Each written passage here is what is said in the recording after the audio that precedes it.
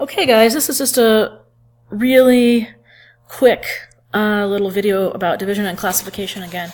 I said it's kind of the opposite before, in that it might start out with symbols and then need to show how those symbols illustrate the themes and your argument, rather than starting out with the themes and the argument and then finding symbols or devices to hang that on. That's not necessarily true.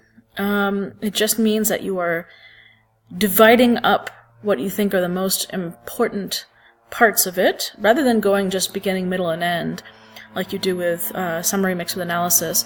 You're dividing up into discrete, distinct parts what you think are the most important portions of the story. And you can do them either way. So here's an example of where you're dividing it up into themes, and how you would then use narrative devices to eliminate those themes. So this is the opposite of the one I showed you before, where it started with the hat and the cat in the thesis statement. This one starts with the themes, and then the body goes more into various devices. So let's say you go, Flannery O'Connor's a good man, it's hard to find, concerns the... So again, this is multi-part, right? Because your thesis statement is just a brief summary, basically, of everything you're going to say for your supporting evidence. And in that sense, it's a guiding light of how you write your paper. Concerns the hypocrisy and sanctimony of the so-called good Christian folk, who believe they're better than everybody else. It highlights the shallowness and ultimate futility of clinging onto appearances of class, station, and Christian purity in an amoral universe. Okay, I say 3 is another part, because you need to prove in your paper, you're making an argument that it's an amoral universe that she's presenting in her story. You need to show that. Or even the futility of real moral precepts in an amoral universe. 4. Again, there's a difference between the appearances of moral precepts, like appearances of class, station, and purity, which are really self-righteous and judgmental, and real moral precepts of, say, compassion and empathy. So again, those are two different things. 5. The grandmother's egocentrism through her dogmatic religious beliefs is tied to the egocentrism of the violent, amoral beliefs of a killer, as shown by the grandmother's first show of compassion in the story being for a violent killer who has just murdered her family. Okay, so 1, hat as a symbol of hypocrisy and sanctimony of good Christian folk who believe they are better than everyone else. 2, character arc of the hat highlights the shallowness and ultimate futility of clinging onto appearances of class, station, and Christian purity in an amoral universe. 3, cat represents the amoral universe. These are not going to necessarily just be paragraphs, right? 2 is going to maybe... The character arc of the hat is going to maybe necessitate 3 paragraphs. The cat is going to necessitate maybe 2 or 3 paragraphs, right? But these are how you are dividing. Instead of going beginning, middle, and end, you're talking about the beginning, middle, and end of what's happening with all of these things with every division, okay? So you're not mixing it all up into one beginning, middle, and end. You're dividing them up and doing them separately, basically. 4, dialogue between the grandmother and the misfit represents both dogmatic religious beliefs and dogmatic a-religious beliefs. A-religious or atheist beliefs. 5, grandmother touching the misfit's cheek and calling him one of her babies shows that she feels compassion for him because she identifies with him, as the strength of their self-righteousness is similar. The misfit then murdering her demonstrates that even real compassion or moral precepts don't matter, plural, in an amoral world. Okay, so this is an argument, right, that you would be making if you said this, that the moment that she touches him because she relates to him. After his whole long monologue about how he used to believe in Jesus, but then people treated him so badly that now he doesn't believe in God anymore, and if he had been there to see Jesus resurrected, then maybe he'd believe in him, but he wasn't, so he doesn't. And he's very kind of strong on his beliefs and self-righteous, and she relates to him and reaches out a hand to him, and that's what causes him to recoil like a snake and shoot her 3 times.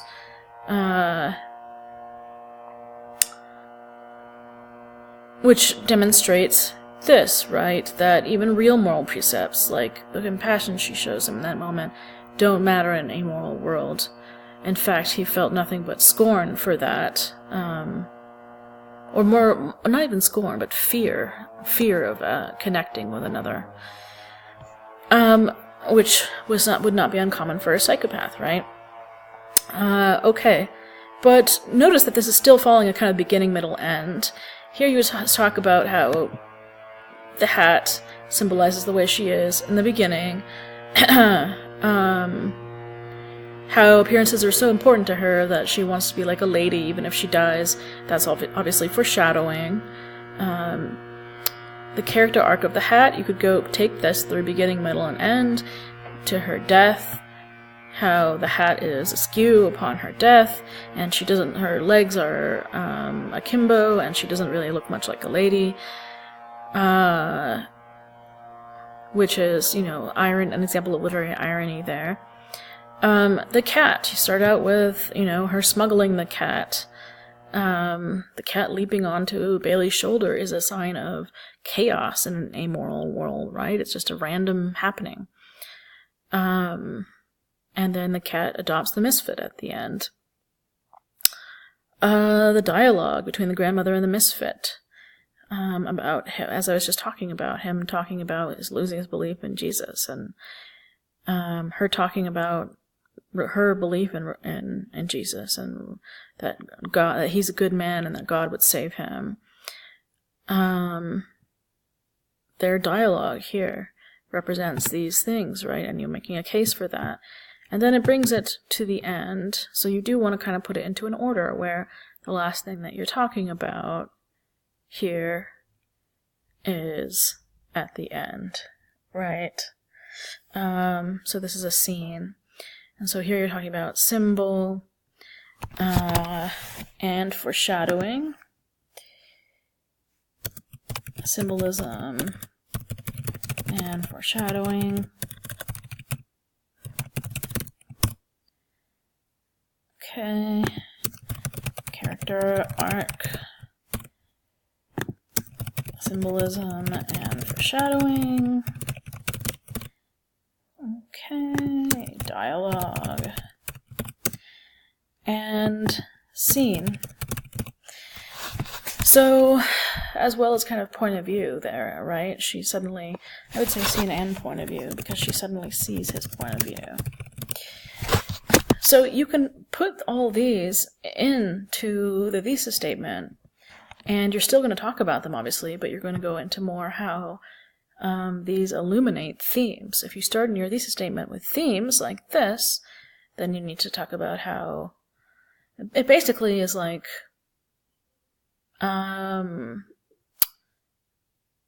labeling.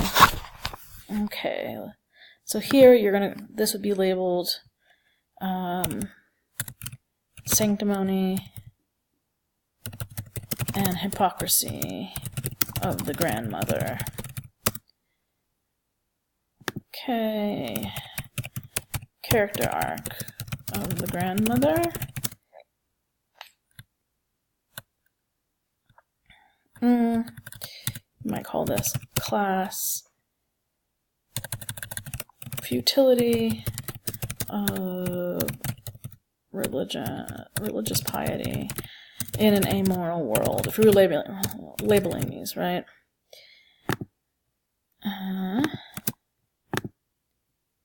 Okay. The amoral universe, which you're explaining because you just talked about that up here. Now you need to give longer explanation. Dogmatic, religious, or atheist beliefs. And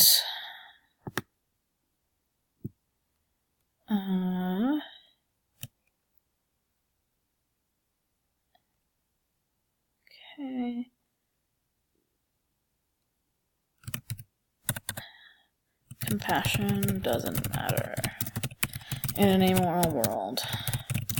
That's how you might label these, right, if you were doing it this way. Whereas if you remember when I started out, basically it's the same thing that you're doing, but how you label the classifications would be different. The other one would be hat. Hat symbolism. Hat character arc. Cat foreshadowing. Cat symbolism. Okay.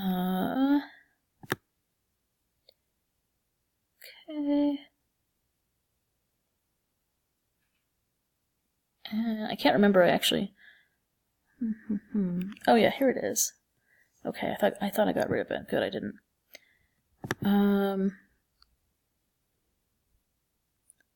Okay. Sorry, this is turning out to be a long video too. One, hat being a lady. Okay. Hat foreshadowing. Hat character arc. A lady. Class, station, Christian hypocrisy. What it represents, right? As a symbol. Symbolism. Oops. Hat foreshadowing. She wants to look like a lady if found dead. Hat character arc mirrors the grandmothers. This would go from beginning, middle to end of the hat, right? Okay. Cat. Foreshadowing. Grandmother's deception is the ruin of all. Ruin of the family. Smuggles the cat. Okay, cat symbolism of the amoral universe, of the chaos of the universe. Jumps onto Bailey's shoulder, causes the accident, causing the accident. Cat symbolism of the amoral universe. Adopts the misfit after the murder of its family.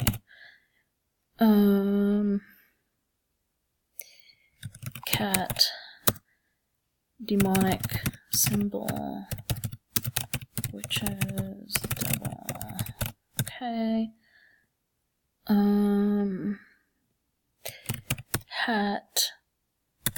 Hat symbolism at the end. Come back to the hat. At the end. Hat is askew and rumpled when she dies. She dies. Does it fall off? I can't remember. I think it does. Also, she doesn't die like a lady. Head falls off and her legs are open, which would really embarrass her in life. She stares at the sky, the symbol of heaven, as if redemption. Okay. So that's how you would label your paragraphs if you were doing it that way, right? And if you were doing it starting with symbols and then going into themes, if you were starting with themes going into symbols, you would label it sanctimony and hypocrisy of the grandmother, futility of religious piety in an amoral world, the amoral universe, dogmatic religious or atheist beliefs, compassion doesn't matter in an amoral world. Okay? I hope that makes sense for division and classification. I'm ending this now.